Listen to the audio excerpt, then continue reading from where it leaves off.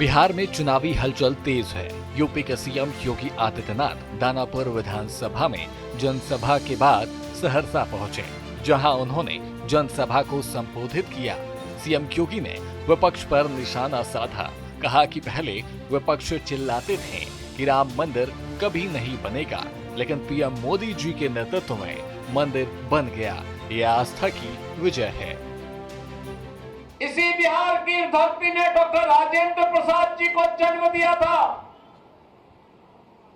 देश के प्रथम राष्ट्रपति बने और राष्ट्रपति बनने के बाद स्वतंत्र भारत में सोमनाथ के मंदिर का पुनरुद्धार का कार्य होना है।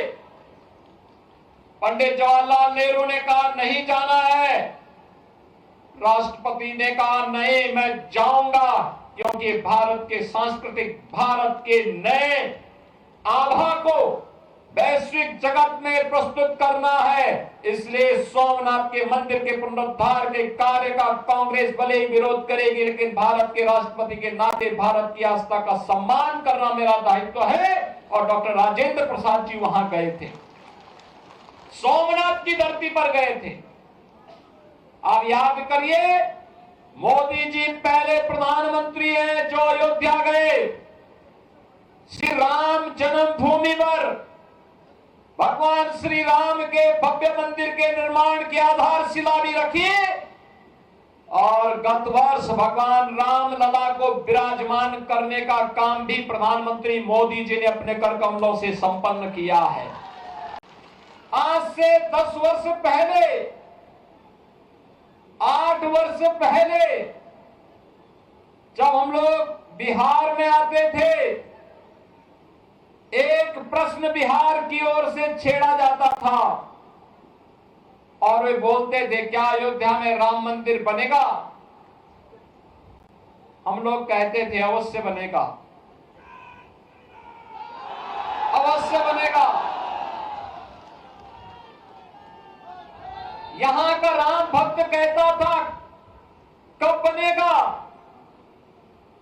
हमारे पत्रकार बंधु भी प्रश्न करते थे कैसे बनेगा? और कांग्रेस और आरजेडी के लोग बोलते थे कभी नहीं बनेगा। हम कहते थे बनेगा, बनेगा, अवश्य बनेगा।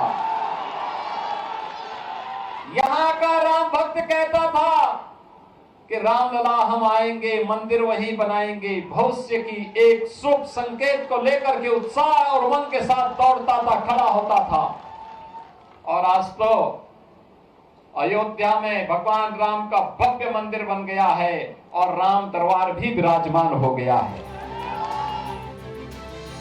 इस दौरान सीएम योगी ने कांग्रेस और लालू प्रसाद यादव पर सीधी चोट की। सीएम ने कहा कि ये लोग अपना ही परिवार मानते हैं, देश और बिहार की जनता की परवाह नहीं। कांग्रेस ने घुसपैठियों को देश में जगह दिया। क्या हो रहा था कांग्रेस के शासनकाल में? ये विरासत को अपमानित करते थे, कहते थे राम हुए ही नहीं, कृष्ण हुए ही नहीं, भारत की विरासत को कोसते थे, भारत को अपमानित करते थे, भारत और भारतीयों को गाली देते थे, घुसपैठियों को घुसपैठ करा करके अराजकता पैदा करवाते थे। और आरजेडी को तो कहना ही क्या, इन्होंने बिहार का विकास नहीं किया, अपने परिवार का विकास किया। इन्होंने परिवार का विकास किया। मोदी जी कहते हैं कि 140 करोड़ का भारत मेरा परिवार है, और लालू जी कहते हैं कि राबड़ी देवी का ही परिवार मेरा परिवार है। आरजेडी उससे बाहर नहीं सोच सकती।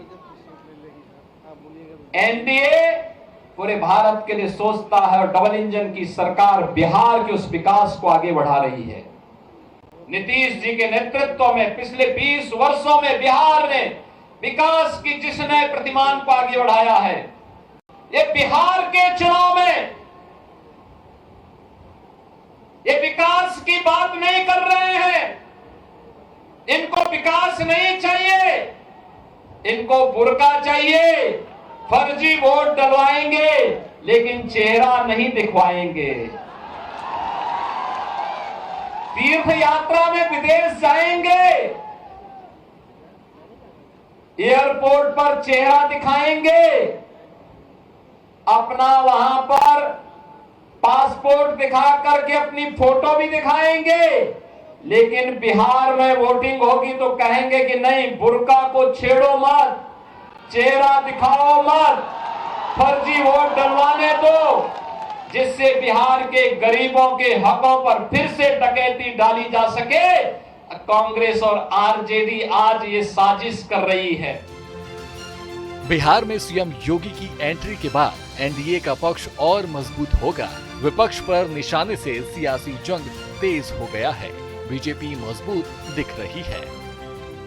ब्यूरो रिपोर्ट, सूर्या समाचार।